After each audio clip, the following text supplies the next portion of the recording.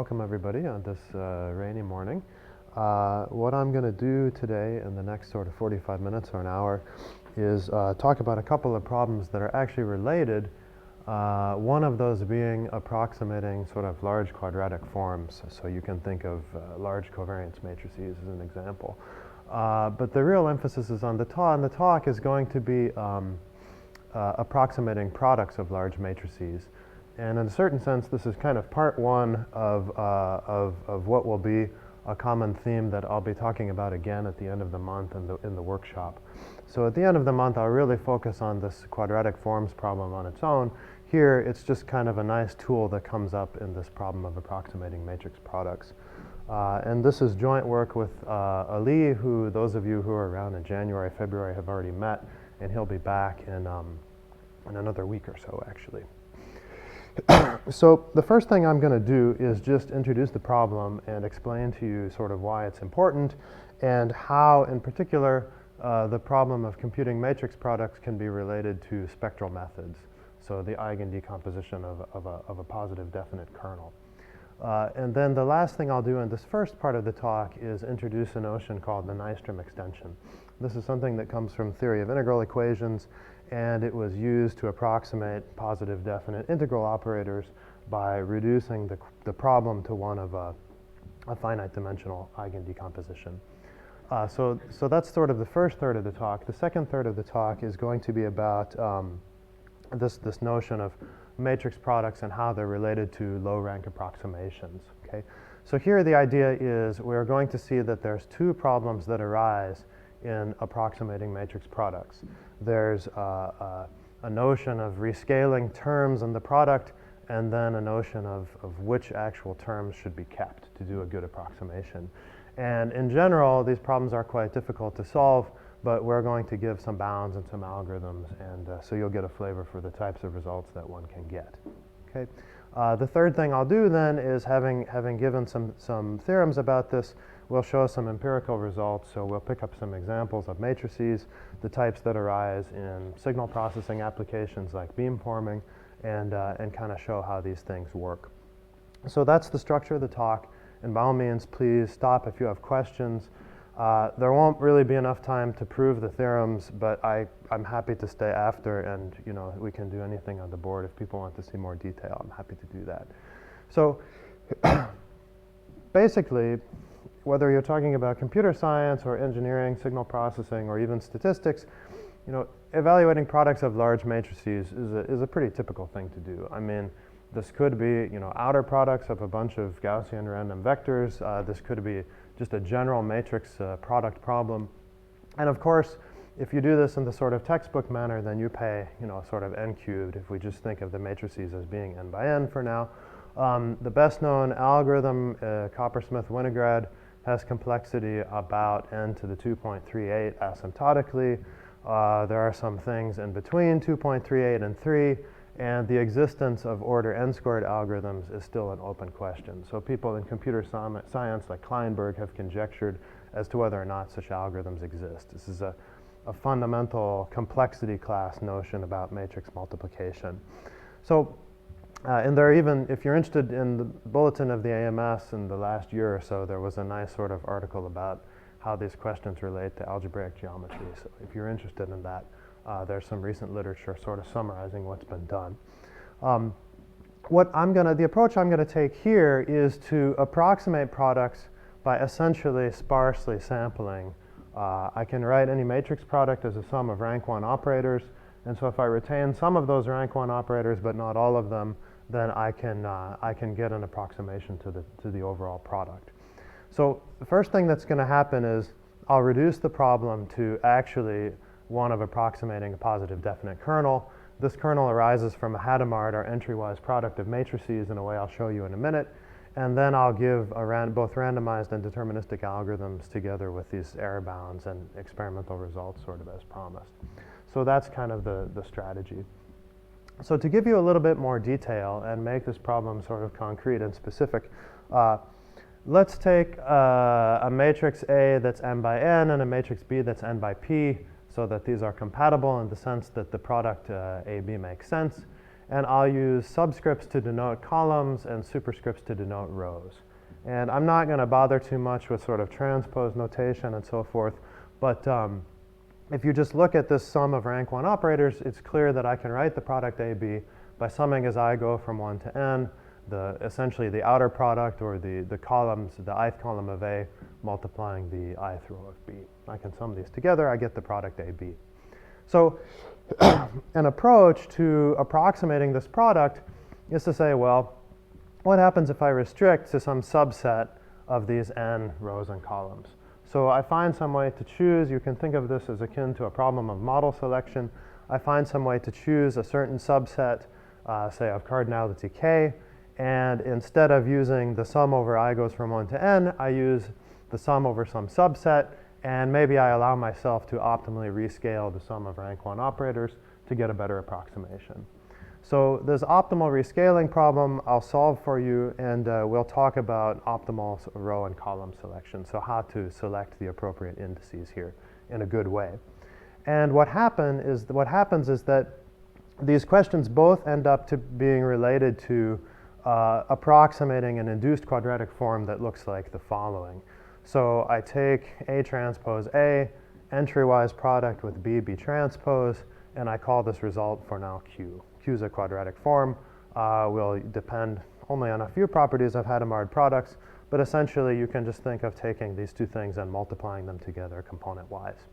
So that's how this is going to work. Well, we can do this way.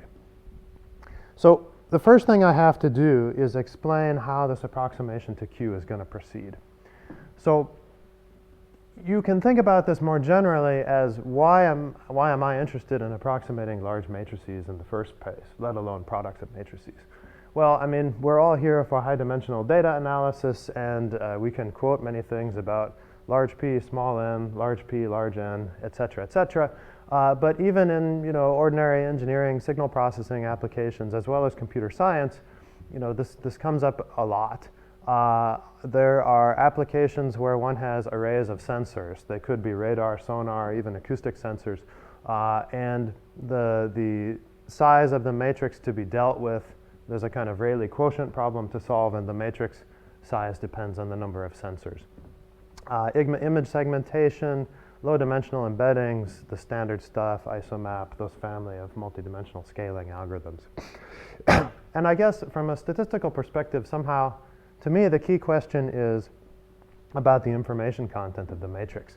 So what is the relevant information in our potentially very large data set or signal of interest? And if you think about it, one way to measure this amount of information is to look at the rank of the object under consideration. And so spectral methods basically reduce this question to finding some kind of low rank approximation to a positive kernel or an SPD matrix, I'll just say for short. So that's really the notion. And if you pick up anything from classical methods like principal components, even multidimensional scaling is really classical at this point, all the way to the sort of recent offshoots in the early 2000s, as I said, everything from isomap sort of on forward, they all depend on approximating a large kernel. And in PCA, the size of the kernel depends on the dimensionality of the data. In these newer methods, the size of the kernel depends on the cardinality of the data set, right? So classic machine learning problem, I have to deal with a gram matrix or a kernel that depends exactly on the size of my training set. So when these matrices get large, it's typically not even possible to read them into memory contiguously, let alone sort of, do the optimal, invert them or compute singular values, singular vectors. So I'm just going to decompose Q into spectral coordinates. As is usual, columns of U are going to be eigenvectors. Q will admit an orthonormal set of these. And lambda is going to be a diagonal matrix that contains the eigenvalues on the main diagonal. And they're just going to be ordered non-increasingly. So lambda 1 is the largest, the principal eigenvalue. And of course, these are all bounded below by 0. So it's straightforward to show that for any matrix norm that's invariant to unitary operators, left or right multiplication by unitary operators, the best rank K approximation one can find to Q, I'll call it Q tilde, is to simply take the eigendecomposition of Q and truncate the n minus k smallest eigenvalues and retain the k principal ones, standard thing. So Frobenius norm, spectral norm, plenty of other norms that are examples here. I'm going to stick in this talk with Frobenius norm. It's just going to be assumed. It makes things a little bit simpler, but the results I'm going to show translate in a reasonable way. So that's pretty much the basics.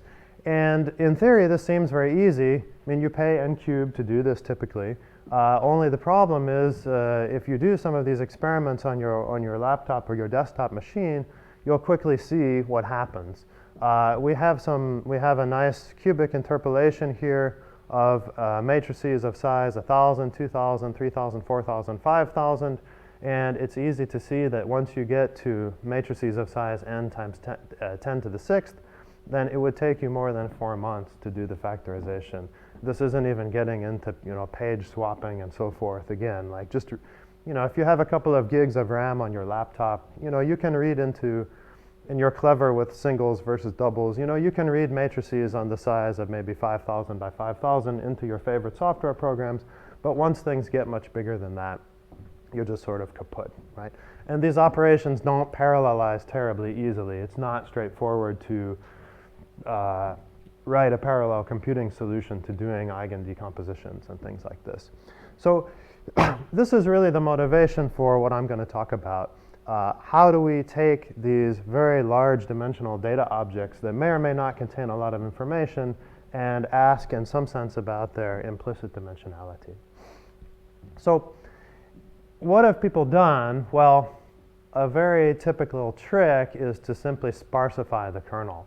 So declare a threshold epsilon and kill to 0 all of the entries of Q that are less than epsilon, say an absolute value. And the questions, of course, are sort of, what have I done? How do I choose epsilon? If we're talking about the context of, say, shrinking a sample covariance matrix, this has recently some clearer interpretations. But it's not always clear just in the generic setting. If I do this, sort of what have I done? What have I done to eigenvalues and eigenvectors? So another approach, and in keeping with the model selection theme I started with before, is to knowingly discard some of the data. And there's a technique that I mentioned briefly before called the Nystrom extension that tells you exactly how to do this. If you pick a subset of the data that are of interest to you, the Nystrom extension will give you a recipe to put an approximant to the original matrix sort of back together. And the basic idea can be summarized in just 2 lines. You know that if Q is positive semi-definite, then it admits this gram decomposition. I can write it as X transpose X, and I can think of the columns of X as being vectors, such that Q is now this gram matrix with respect to these vectors, X1 through Xn. I choose a subset of these vectors. I preserve them along with their correlations with everybody else. And basically, I use these to put back together a low-rank approximation, Q tilde. So let me just describe to you in the next couple of slides how the mechanics of this Nystrom approximation actually work. And what we're going to recover, interestingly, is something that's well known from multivariate statistics, which is a Schur complement. And I'll talk more about that when we get there. So in integral equations, one speaks of an SPD kernel in terms of something with compact support, kxy integral over 0, 1. I'm interested in discovering the eigenfunctions and eigenvalues of this kernel. Then what I can do is I can discretize this interval 0 through 1. The way I've done it here, we start at 0 and we end up with m plus 1 points, evenly spaced along the interval. And I form the gram matrix of the resulting kernel evaluations, right? So if I do this with k points or m plus 1 points, I'm going to get m plus 1 squared entries in this matrix. And I can do the following thing. I'll solve this finite dimensional eigenvector eigenvalue problem where vi and lambda I superscript v are the eigenvector eigenvalue pairs associated now with k, with my finite dimensional kernel. And then I have, in a certain sense, something that can be extended to give an estimate of the ith eigenfunction simply by plugging in the kernel evaluation x to get f hat sub I of x, right? So you'll see, of course, the normalizing factor here comes into play. 1 over the corresponding eigenvalue of the finite dimensional problem, and the sum over the kernels evaluated at the m points xm, as well as the point of interest x, right? And so this has been, long known. It's been used by folks also in machine learning. There's a very clear connection to kernel methods here. But the intuition is somehow I use sort of partial information about the kernel to develop an easier problem to solve. I solve that problem sort of officially, the correct way, and then I extend the solution using complete knowledge of the kernel, sort of by plugging in here. So you can do the same thing in a finite dimensional setting. And this is what's going to recover for us the Schur complement. So let me explain how this is going to work.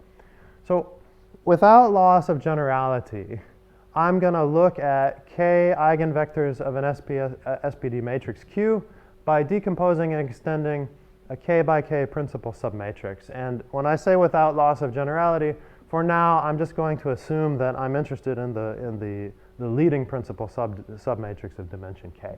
Okay. It doesn't matter. Everything that you care about with quadratic forms is invariant to symmetric permutation, so this is just for ease of exposition. I could be talking about any k subset, but I'll take the first k elements. And so you see I'll have y transpose here. Z will be n by n minus k by n minus k, and my subject of interest is going to be qj, this thing that corresponds to index set or multi-index j given by the elements 1, 2, 3, 4, all the way up to k, right?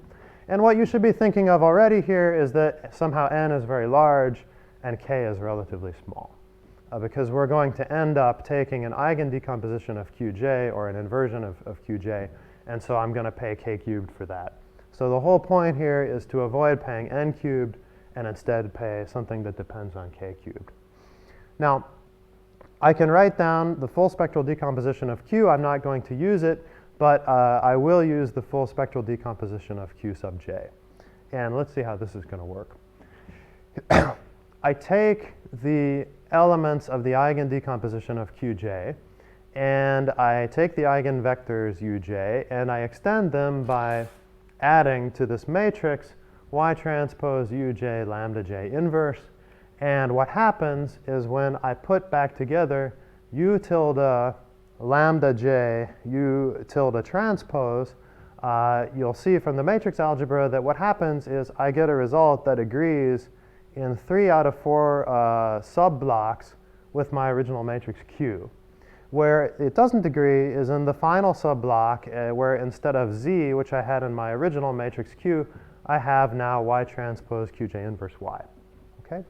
And this just follows from this construction, just multiplying things out, right? So that means if I measure the resultant approximation error in some norm, I look at q minus q tilde, then I'm looking at exactly z, which was in this position in my original matrix, minus y transpose qj inverse y. And this is exactly the norm of the Schur complement of qj and q. So I said this relates to multivariate statistics. If I have a Gaussian distributed random variable, vector-valued random variable, and I condition on part of it, and I ask about the covariance of the remainder, I will come up with exactly the Schur complement as the covariance form for the remaining random variables. So this can be related to notion of entropy, conditional entropy, the Gaussian being the distribution that maximizes entropy for fixed variance, and so on and so forth. So I won't go into more detail about that now because while it's interesting, it's not sort of directly relevant for the things I want to show you in the rest of the time that we have. The main takeaway from this section should be, okay, there's something called the Nystrom method. If I do the Nystrom method, I'm basically approximating Q in this way, and the error that I incur can be written precisely as the error, or the norm rather, of the Schur complement of Qj and Q. And again, it wouldn't matter which index set I picked. There would just be some extra permutations in here to obscure this notation. So I've kept them out. So that's the first third of the talk. And basically, I told you why I care about matrix products. And I promised you that matrix products are going to be related to this notion of the Nystrom extension and approximating quadratic forms. So this quadratic form problem is of interest in and of itself, and that's going to be the subject of the talk I give later in June. So I won't say too much more about that for now. So how are these things related precisely? So I said before, take A and B such that they can be multiplied, A, B, and I'll write the product as the sum of rank 1 operators. And what I'm going to do is approximate this product by keeping and rescaling a few terms in the sum. So now my multi-index J, my subset J, becomes the index set into the rows, respectively columns, or columns respectively rows of A and B that I'm going to keep. And I mean, it always seems like a good idea to allow ourselves to reweight because it's clear that this could improve the result. And so I'll allow myself to have scalar weights here associated with this sum. Okay? So you've got two problems now. Okay, well, how do I choose J? So there are n choose k possible k subsets, k multi-indices. How am I going to find a good one? Right? And the second term is conditioned on any way of choosing J, then can I solve the optimal rescaling problem? And the optimal rescaling problem I'll show you on the next page turns out to be related to a nice sort of projection property of this Nystrom extension. And I won't go into too much detail, but I'll show you at least how the result works. So the first theorem we have is just going to tell you, independently of which terms I choose to keep, what is the error incurred and how does the optimal rescaling work. So here's how this is going to go. For fixed J, we characterize the optimal rescaling as follows. Take this quadratic form Q, let it have, without loss of generality, the partition I showed earlier, and I'll define it element-wise as the product of the inner products of the ith jth column of A and the ijth row of B. And this is, in fact, the same representation of the Hadamard product of A transpose A, BB transpose that I showed you earlier. Now J is going to be this, again, leading principal submatrix of dimension k by k without loss of generality. And now, if you specify the J for me, I will give you the best product approximation using these terms. And it indeed does look like this. And the weights are given by Qj inverse times R.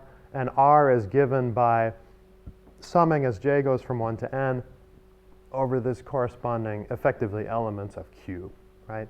This is AI dotted with AJ, BI dotted with AJ. This is for fixed I. This gives me RI, and I'm summing as J goes from 1 to n, okay? So as I said, if we had more time and I wrote this down for you, you'd see that this comes from some kind of notion of a projector. And the more interesting thing somehow is that the error that's attained at this minimum is given by the following. If I set E to be the matrix whose entries are all equal to 1, then essentially AB minus AB tilde squared in Frobenius norm is equal to the trace of the Schur complement that we saw before multiplying E. And effectively what that means is I have to take every element in the Schur complement and sum them together. Okay? Now, it turns out that Schur complements of positive definite matrices are positive definite.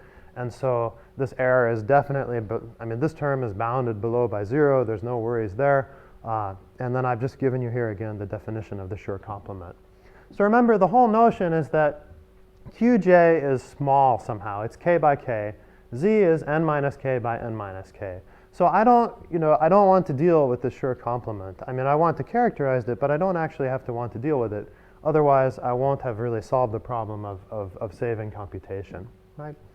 So now I have a way to get a handle on this error. So if I can characterize the maximal element in the Schur complement, the sum of the elements in the Schur complement, et cetera, I will have done something. So let's see how this is going to work. Well, I have a method now for approximating the product if you tell me which rows and columns you want to keep. I can characterize the error for you, and I can, of course, characterize the best subset J of cardinality K as that which minimizes this trace term, which again, remember, is the sum of all the elements in the Schur complement. Okay? So what you're really looking for then, if you rewrite this thing as a quadratic form, is a subset whose associated Schur complement has the lowest possible power along this particular one-dimensional subspace that's spanned by the vector of all ones. If I left multiply, right multiply by this and its transpose, I will obtain the same expression. right? So I'm going to give two approaches to solve this problem. One's going to be based on a random choice of subsets. This has much of the feel of a classical computer science random sampling algorithm.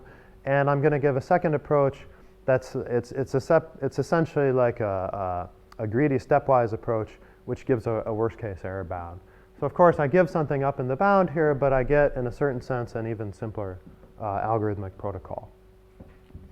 Okay, so let's look at this error term one more time.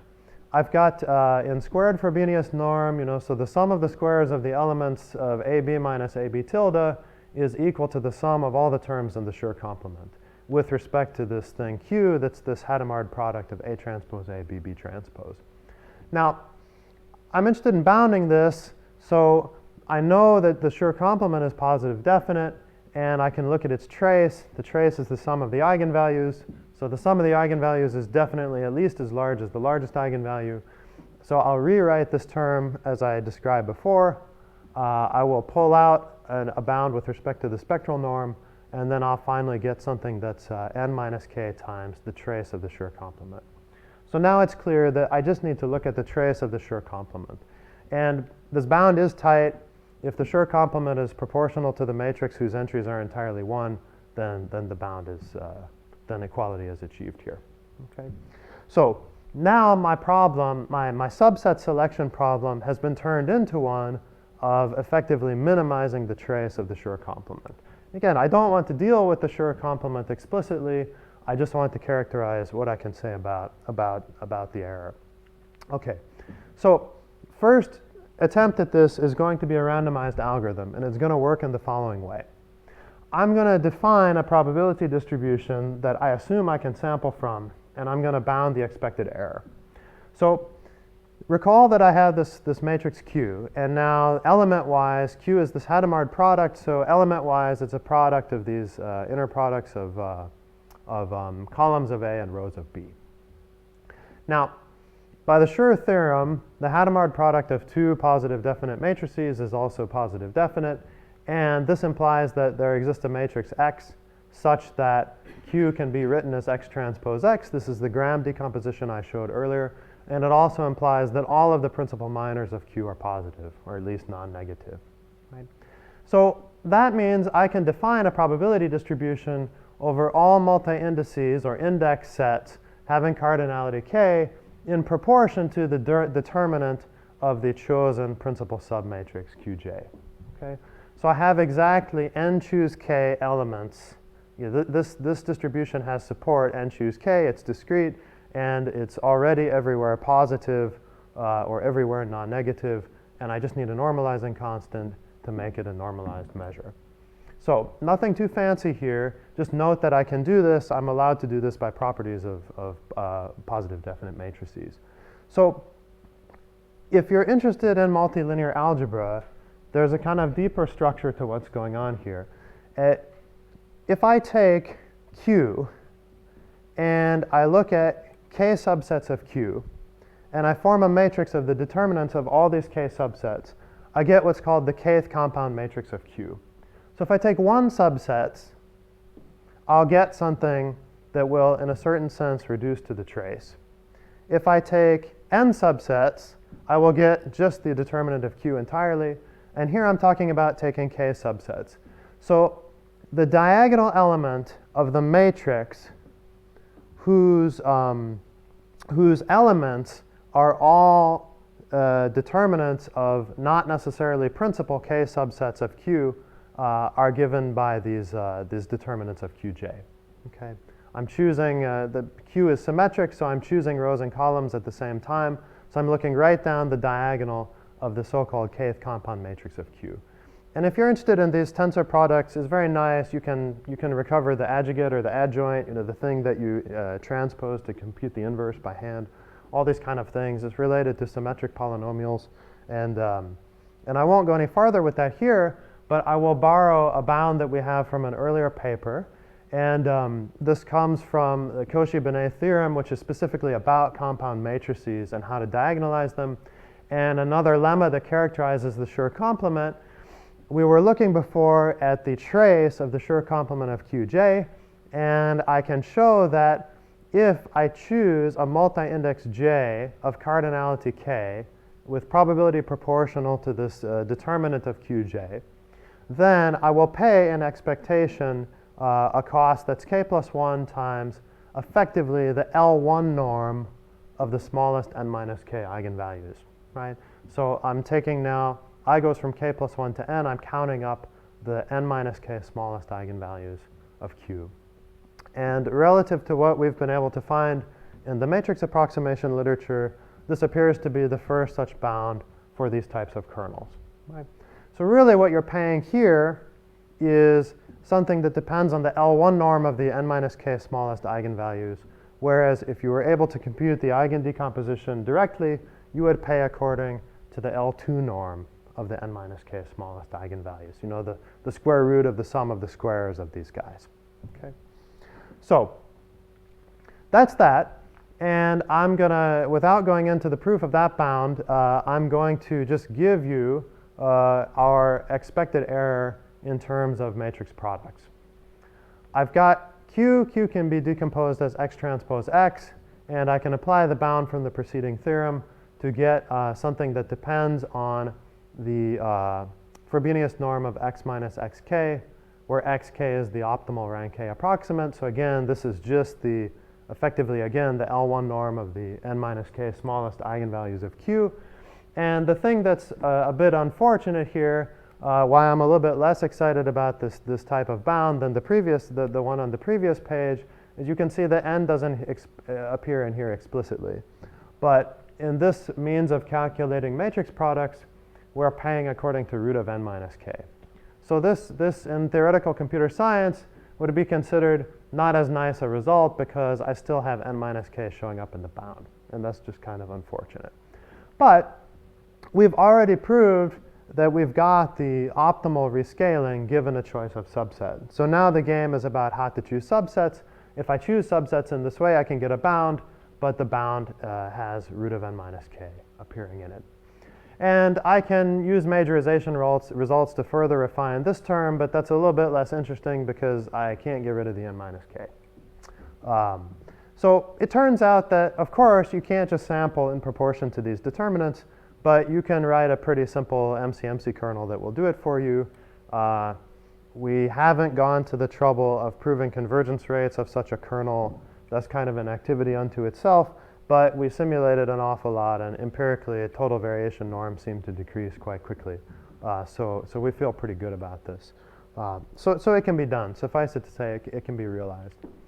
Now, if you're feeling like you would like something that is more deterministic or more sort of greedy in spirit, then we can bound for you the maximal error rather than the average error. And of course, I'm going to give up something here, but let's take a look at what this looks like. The error term is the sum of all the terms in the Schur complement. Okay? So if I can at least get a handle on the largest term of the Schur complement, then I'll get a type of minimax bound. And then this even can be refined. So the first result is I look at the largest entry in the Schur complement, and I can show fairly straightforwardly that it's smaller than the largest diagonal element of Z. Okay? So Z now is the n minus k by n minus k submatrix that I didn't touch. And this suggests to me that if I want to minimize the largest entry in the Schur complement, then I had better make sure that the diagonal elements of Z are as small as possible. Okay? So this means that I choose my k subset, my multi-index, by picking the largest diagonal terms in Q, on the main diagonal of Q. Okay? So essentially, I take the L2 norm of columns of A, multiply respectively by the L2 norm of rows of B, and I look at which one of these are maximum. I sort these, I pay n log k to sort these things, and I take the k largest. Then I can refine this result here to get a bound on the error in Frobenius norm that depends again on the root of n minus k, and now the sum of these diagonal terms for the elements that I have not selected. So the sum over all I not in the J subset. And remember, the whole strategy was to somehow make these things as small as possible, and that's as good as one can do. This bound is also tight, so this is as good as one can do, choosing greedily you simply make this summation, the sum end, as small as possible by choosing J to contain indices of the k largest diagonal terms. Okay? So essentially, these results are not that hard to show. You just need a few, again, lemmas about sure complements. And I think what's kind of really interesting here is, I've got a couple of algorithms now for approximating matrix products. I could just have AB be the outer product of some vectors, right? That could be random Gaussian random vectors. And in fact, we've experimented with this, and I'll talk about it a little bit at the end. So one last thing. Everything I've done so far kind of use knowledge of A and B to do the subset selection. Right?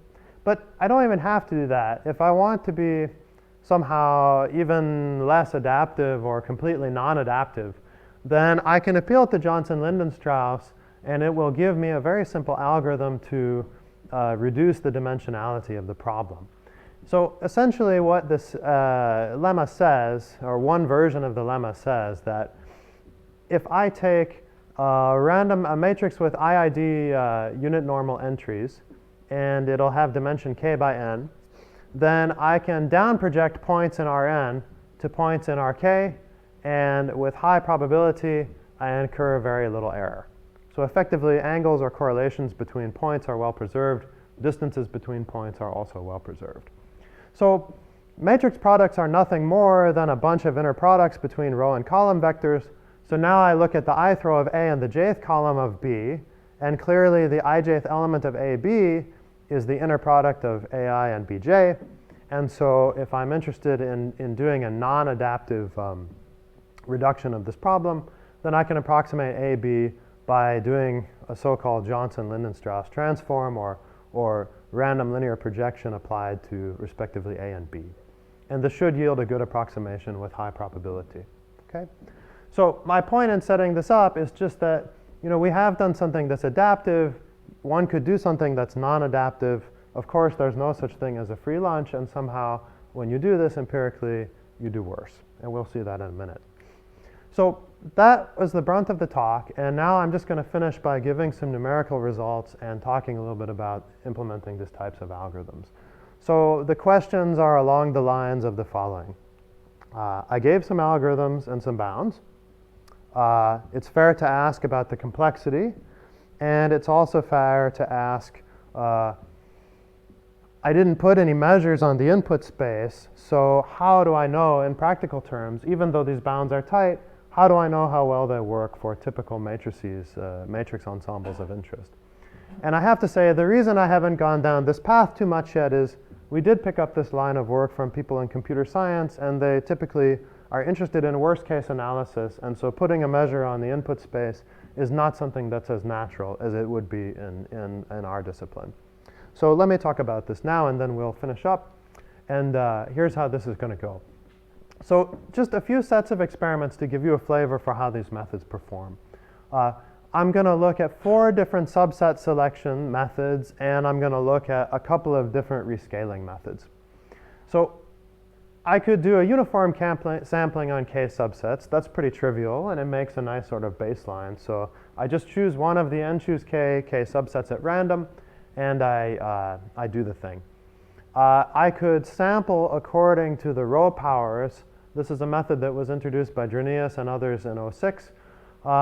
I could sample in proportion to the k principal minors. Corresponds to the first bound I showed today.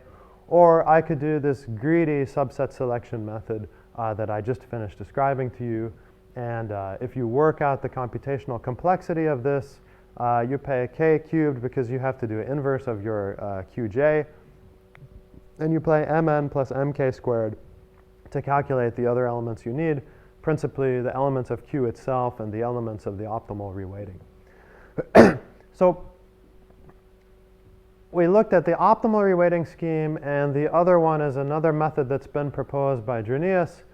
They sampled according to row powers, and then they also reweighted according to, here, the reciprocal of the row powers. And they were able to prove a result for this type of matrix approximation. So let's see how it works. So first set of experiments, of course, if I'm going to simulate, I have to pick some matrix ensemble. And what we did for the first set of experiments was to let A and B have independent unit normal entries. So I took 60 by 15 and 15 by 90 and drew 200 random matrices in this way. And what you're looking at is errors have been averaged over the randomized algorithm for 20 trials per matrix product.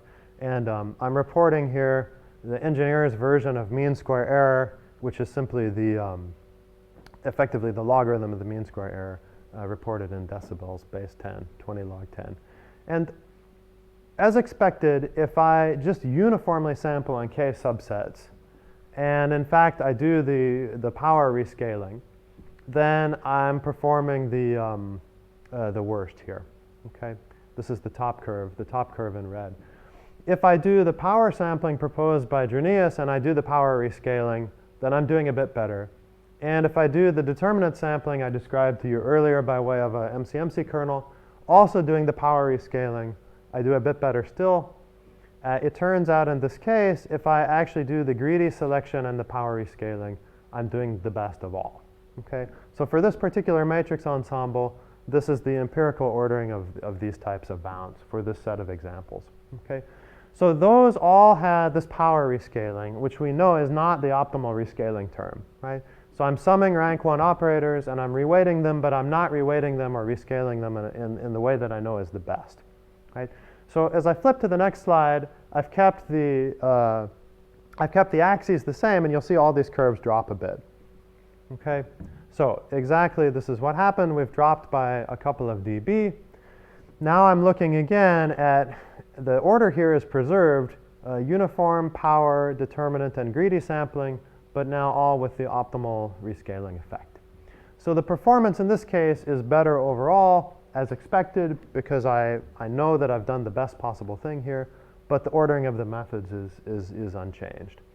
So same kind of matrices, same matrix ensemble, same set of experiments, just showing you the effect of the rescaling. Okay, so just to finish up, I'll show you one last example, and this compares this greedy subset selection method by either rescaling with two non-adaptive methods. So choosing subsets uniformly at random and rescaling by n over k, and this method I described to you a few slides ago, computing random projections a la Johnson-Lindenstrauss. And so Johnson-Lindenstrauss is doing the worst here, which is fair because it's a completely non-adaptive method. We don't pay anything to look at A and B and compute any sort of optimal rescaling. We just rely on the notion that it's possible to project points from n-dimensional space down to k-dimensional space. If k is sort of order log n, we haven't lost too much, right? So this gives you the error bounds for Johnson-Lindenstrauss. The second worst is uniform sampling with uniform rescaling. That's again maybe the simplest thing that you could think of to do. And then we look at our greedy sampling scheme with the non-optimal rescaling is still doing much better. And if you go ahead and pay for the optimal rescaling, you kind of get another dB better of performance. So this just gives you a sense of how much you're gaining by looking at adaptive versus non-adaptive methods. It's also quite clear here that uniformly sampling on k subsets, there's no reason to believe this should work well, and of course it doesn't. So that's it. So just to recap, a bit of careful analysis can begin to establish trade-offs between the computational complexity you're willing to pay to operate on large matrices and the resultant precision that you get. And this could just be in the context of quadratic forms. Here we went through quadratic forms to get at matrix products. So effectively, the takeaways are conditioned on a choice of subset. We can give you the optimal rescaling term. So you pick a subset, I can tell you how best to rescale. Two alternative strategies were given for subset selection. So how do I actually do the subset selection? They both rely on the Nystrom method of a particular quadratic form, and one of them was randomized, one of them was greedy.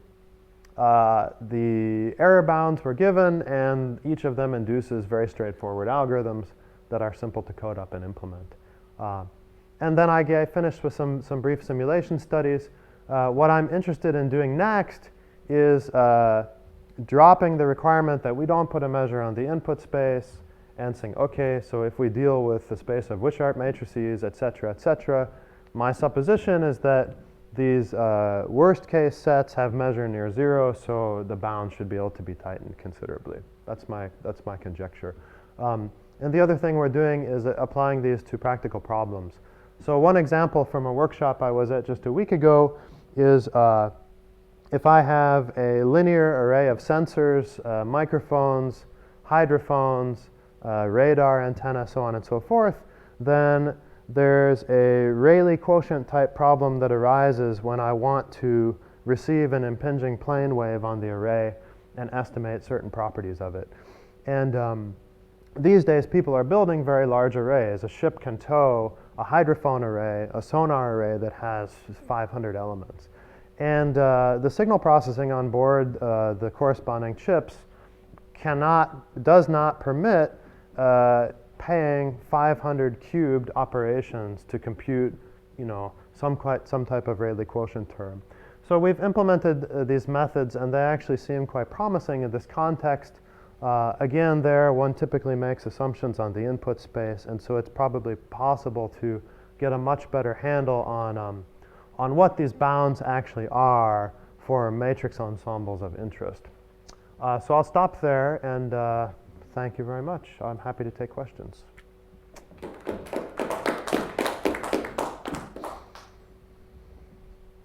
Yep.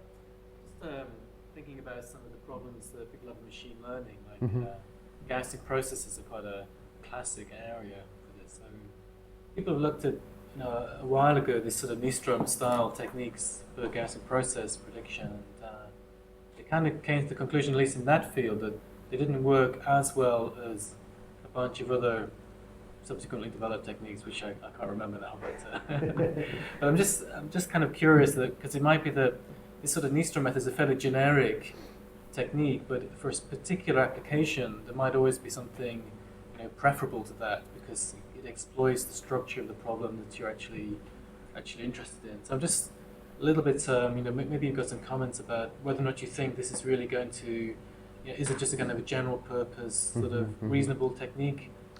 So I think there's two important points there. In a certain sense, one of them relates to what I said before. If you're able to tell me something quite specific about, say, the ensemble of covariance matrices of interest, I can either probably tighten the bounds or I can derive methods that are more tailored to this particular case. The second thing I think is it also depends what you're interested in. So in a certain way, I don't really like taking quadratic forms and using spectral or Frobenius norms because matrices that are strictly positive definite, there's a Riemannian manifold structure, and there's a natural, you can write down the geodesic, the Riemannian metric in this case, and in a certain sense, it has nothing to do with Frobenius norm because it puts the boundaries of the cone of symmetric positive definite matrices away at infinity, right? I mean, there's no, any of these methods, you're going to get some eigenvalue 0 because you're doing a lower rank approximation. In a matrix that's truly positive definite, has no 0 eigenvalues, it has a totally different geometric structure.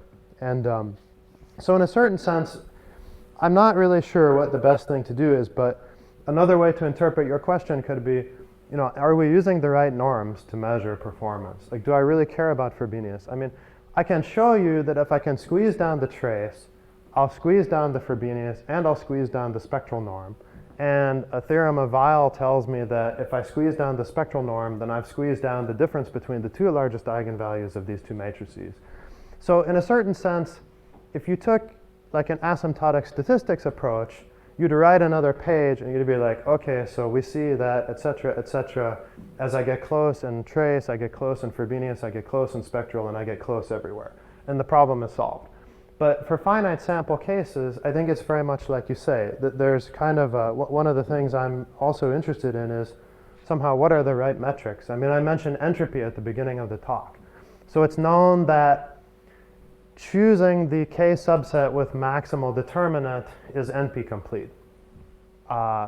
Is entropy a good notion to use? Is Frobenius norm the right notion? I don't know the answer to these questions yet. I don't even know how much it's going to depend on applications.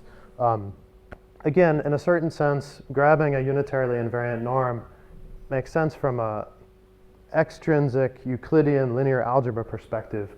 But in any particular problem, it could be that you care about something very specific. I mean, you could care about the gap.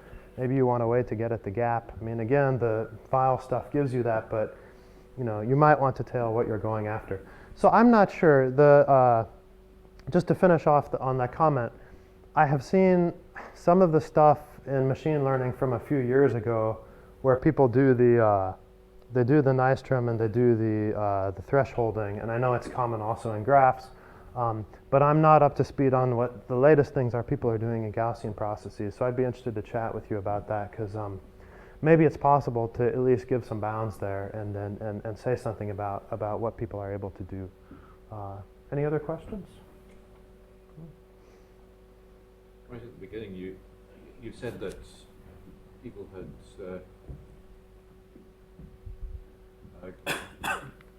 assessed the computational complexity of matrix products and got to big O of 2.38. Yes. Well, the possibility of big O n squared, that's quite a gap. Yes. Do you think people will, are people trying to aim directly for big O n squared, or are they trying to chip away at the 2.38? Well, there have been, at last count, something like 40 refinements to the 2.38 result. And so other people have conjectured that no fastest algorithm exists, that somehow the set is open or something. I mean, you have to pay n squared just to touch every entry in the matrix once. And so in a certain sense, I mean, there's problems. If you would speak to the folks who were here at the end of March, like Fries and Cannon and these fellows in computer science, they would tell you that there's very little space to play here from a computer science viewpoint. I mean, you've got n cubed for doing the trivial thing, and n squared, which looks almost impossible somehow. So there's very little space to play, but what people in that literature have done instead is just try to understand kind of in more asymptotic terms, is there some unifying theory for why this should be the case? So there's a log base 2 of 7, n to the log base 2 of 7, which is slightly larger than 2.38. And it comes from somebody who was busy trying to prove that this couldn't be done and discovered a formula for 2x2 matrices that takes 7 operations.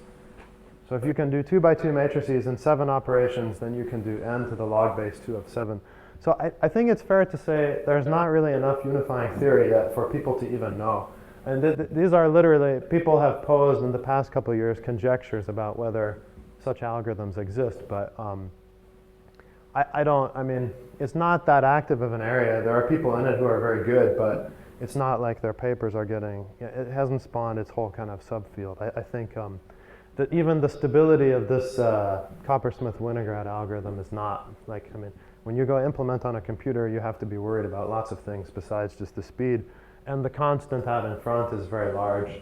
And that, again, anytime you look at this type of big O analysis, you have to ask, well, n squared, but, maybe I have to get a matrices that are 1 billion by 1 billion before the constants are making me equal to the other case. So, I think it really is truly an open question. I don't think there's enough of a unifying framework for people to even conjecture reasonably about whether the answer is positive or negative. The same algorithms, by the way, can be used to do eigen and eigen decomposition matrix inverses. But the standard thing people use is still sort of Gaussian elimination. And if the matrix has lots of zeros, then you can save time and space. And that motivated the example I showed at the beginning of the talk, where I said, well, you could just threshold and you could cut the small components to 0 and just forget about it. Anything else? Ian, did you have a question?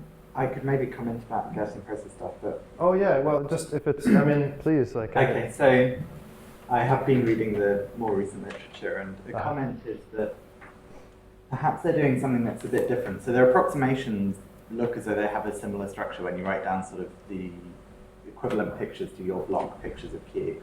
But really, I don't think they're looking to minimize some norm with the true covariance matrix. What they're really doing is saying this enormous object is a difficult thing to chase, and embarrassing things happen when we do the Nystrom approach because we might not get a positive definite answer and we have problems. So instead what they do is they just go back to their original problem and change that problem. So they write down a different model than their original Gaussian process and solve that. And it might along the way look as though it's an approximation, but really there are no guarantees about element-wise matching or under any norm approximating the original answer, the actual matrix. What they care about is their predictions making sense right at the end. I see. So in a certain sense, there's two pieces. You change the problem so you don't have to deal with a large covariance form, and then you're interested in somehow the projection in a particular direction at the end of the day, or like you're interested in the action of the matrix maybe in a particular subspace or something like this. I mean, or is it not even that clear? It's that sort of thing. I see. So, I mean, my experience has been that any algorithm that tries to bound the norm of the covariance matrix, in order to get that to within some reasonable error tolerance, you might end up spending more time than the naive algorithm. Yeah, I see. In this particular context. But it's sort of an interesting question of, in general, if you've got a really hard problem, is it really hard because you're doing the wrong thing? And might you be able to just sort of change your question slightly to get an easier matrix to deal with? Well, it's the best approach to write down a straightforward approach and then like try and numerically approximate it. This will be in the talk in a couple of weeks, but you can show, for instance, that if your underlying matrix is of rank k, and you pick a full rank subset of rank k, the Nystrom will give you somehow perfect reconstruction. So it's the method is somehow sensible in a generic way because it tells you that if your true object really has low rank, then you'll recover the true object. But that's a kind of lossless compression anyway, right? I mean, that's just telling you that you really didn't need any other information here. It's sufficient to reconstruct the matrix just by knowing these three subblocks. So I think it's, I could imagine in a Gaussian process kind of problem, maybe if you think harder about the correlation structure of your variables or something, you can sort of get rid of, maybe you can do some of that stuff ahead of time without asking it of an approximation procedure. But I'd be curious, I'll talk to you guys after because I'd like to read a little bit of this and see what's happening in this literature. Okay, anybody else? Thanks very much.